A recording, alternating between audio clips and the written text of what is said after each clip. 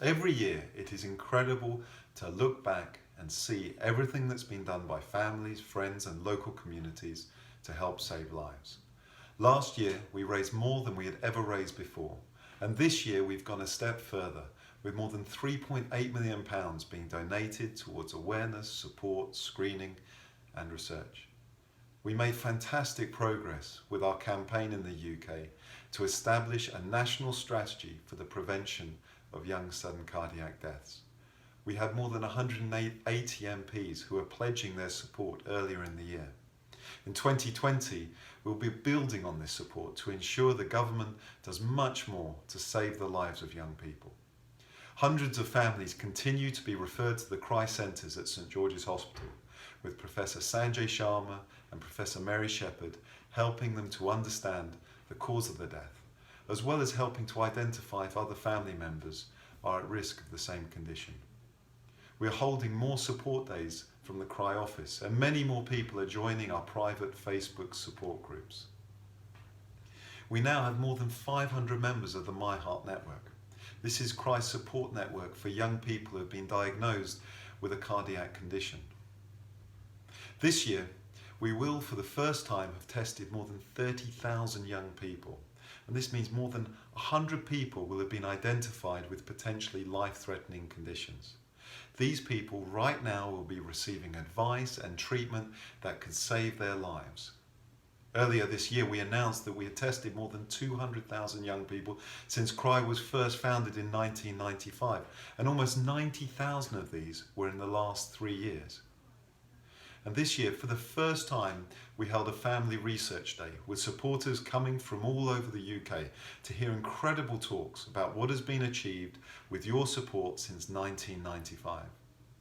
Professor Sanjay Sharma talked about how our research has changed the way we screen young people.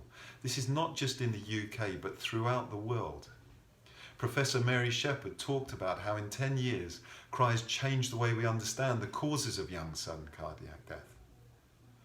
A third talk by Dr. Michael Papadakis talked about how Cry's research has transformed the way we offer medical support to families after a tragedy.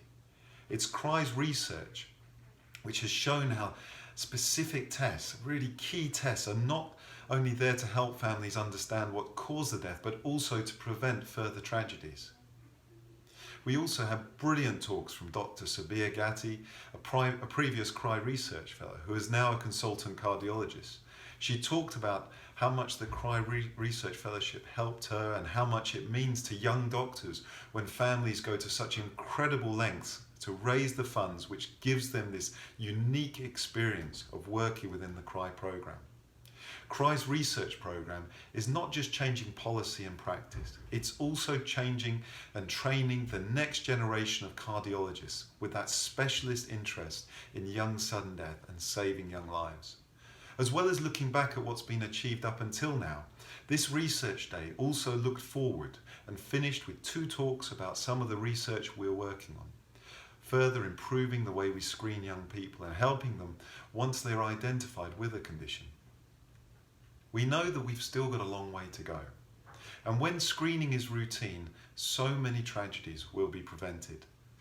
While screening is what Cry does in practice, it's only through the type of research which you are funding that we are able to change what we do in practice and to turn what we do in practice into policies which will change medical practice across the board.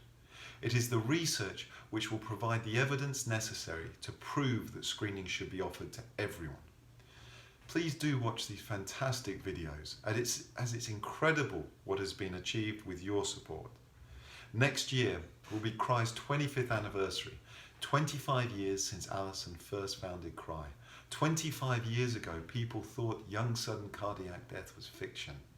25 years ago, Cry had only just started, and now Cry is leading the way in saving young lives. Thank you to all of you for everything you're doing to support Cry and for helping to save young lives. Thank you.